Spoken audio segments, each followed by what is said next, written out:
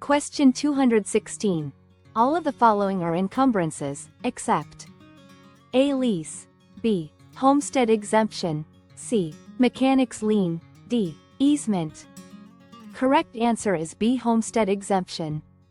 An encumbrance is a claim, lien, or liability held by someone other than the property owner that affects or limits the title to a property. It can be a right, interest, or restriction that diminishes the value or impairs the use of the property. A homestead exemption is a legal provision that protects a homeowner's equity in their primary residence from certain creditors. It is a protection for the owner, not a burden or claim held by someone else. A lease grants a tenant the right to occupy and use the property, limiting the owner's full control. A mechanic's lien is a claim against the property by a contractor or supplier for unpaid work or materials. An easement grants someone the right to use a portion of another person's property for a specific purpose.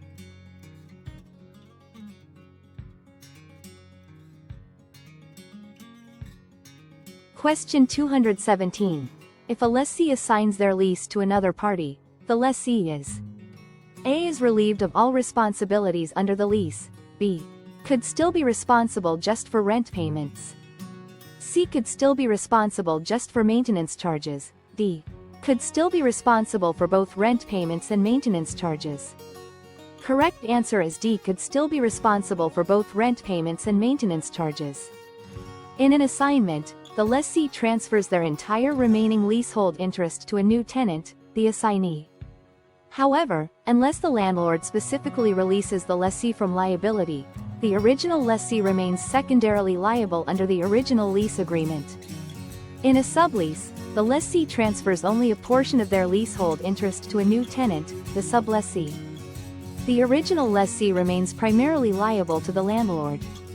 Even after an assignment, the original lessee remains liable to the landlord if the new tenant defaults on the lease obligations, rent, maintenance, etc. This is because the original lease agreement creates a contractual relationship between the landlord and the original lessee. The landlord can pursue either the assignee or the original lessee if there is a breach of the contract. Therefore, the original lessee could still be responsible for both rent payments and maintenance charges if the assignee fails to fulfill their obligations. Only an assumption of the lease frees the lessee of agreed-to obligations.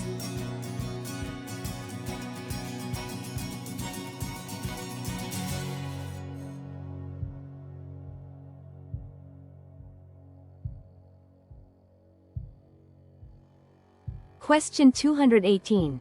An agent, broker Brooks, fails to follow the instructions of his principal, owner Olivia. Brooks is A. liable to his principal for damages awarded by a court, B. subject to prosecution for a felony, C. subject to discipline by the real estate commissioner, D. both A and C. Correct answer is D. both A and C. An agent has a fiduciary duty to their principal, which includes following lawful instructions.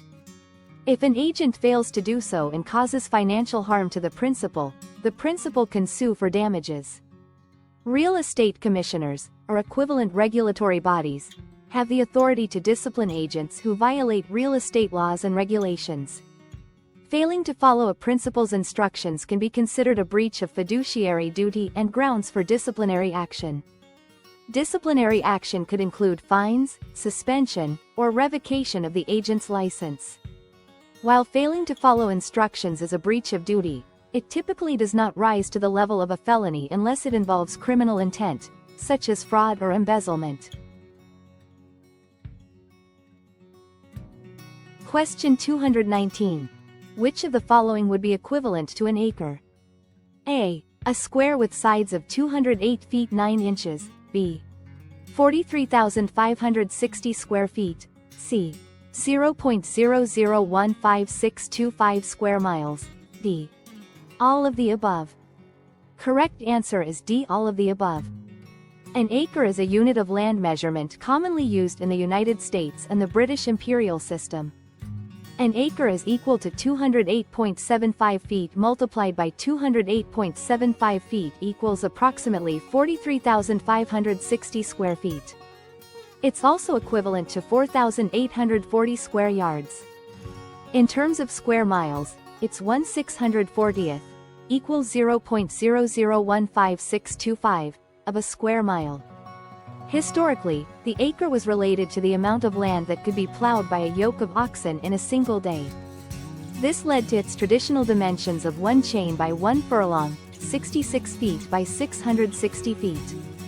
An acre as being roughly 90% of the size of an American football field, excluding the end zones. In essence, an acre is a standard way to measure land area, particularly in rural and agricultural settings.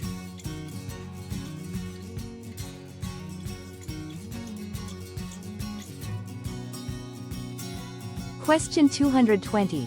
A buyer of property in a land project may rescind his purchase and obtain a refund, even without a specific reason, within A. A week after purchase. B.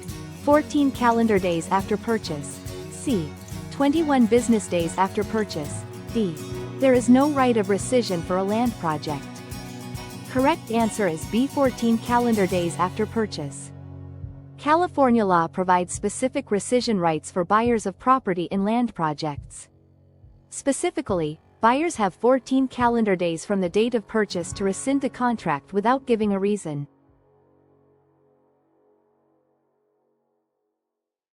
Question 221. Federally chartered savings and loans operating in California are regulated by A. Federal Home Loan Bank Board. B. Federal Reserve Bank. C. California State Treasurer. D. Department of Corporations. Correct answer is A. Federal Home Loan Bank Board. The Federal Reserve primarily regulates commercial banks, not S&Ls. The State Treasurer handles state funds, not federal S&L regulations. The Department of Corporations, now the Department of Financial Protection and Innovation, regulates state-chartered financial institutions, not federally chartered ones. Federally chartered savings and loan associations, S&Ls, are primarily regulated at the federal level. Historically, the Federal Home Loan Bank Board, FHLBB, was the primary regulator. Now the FHLBB has been replaced by the Federal Housing Finance Agency, FHFA. The FHFA is an independent federal agency that supervises and regulates Fannie Mae, Freddie Mac, and the Federal Home Loan Bank system. Therefore, even though the name has changed, the function is the same, and the correct answer is the federal level regulation.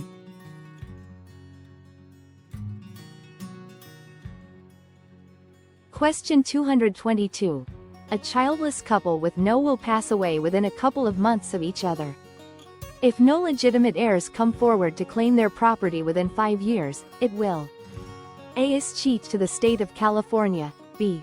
Be sold at public auction in a sheriff's sale. C. Be sold by the IRS to pay for the property taxes that accumulated after the owners died. D. Either A or B. Correct answer is A. Escheat to the state of California. Sheriff's sales typically occur for foreclosure or to satisfy a court judgment, not for unclaimed property after death. While property taxes are a lien against the property, the primary process for unclaimed property is escheat. The state would take over the property, and then deal with the tax issues. Escheat is the legal process by which property reverts to the state when an individual dies without a will, intestate, and has no legal heirs. This is a standard legal procedure to ensure that property doesn't remain abandoned or unclaimed.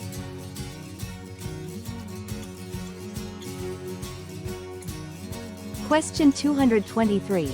A transaction involving the sale of a property is considered a transfer of title by A. Voluntary alienation. B.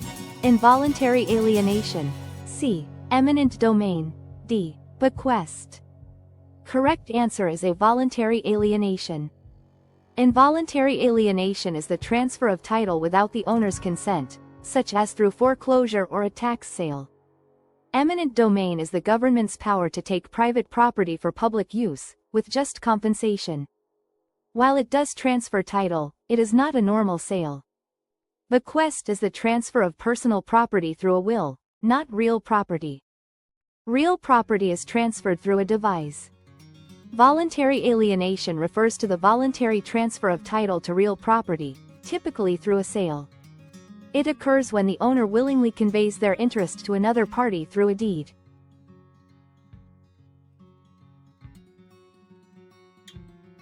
Question 224. In a real estate sense, equity is defined as the a. difference between the property value and any liens against it, b. property's asking price, c. difference between the property value and any loan amount owed by the owner, d. both A and C. Correct answer is D. Both A and C. The asking price is what the seller wants, not the owner's equity. Equity represents the owner's interest in a property, which is the value of the property minus any outstanding debts or liens. Since market conditions affecting price and an owner's loan amounts vary over time, so does equity.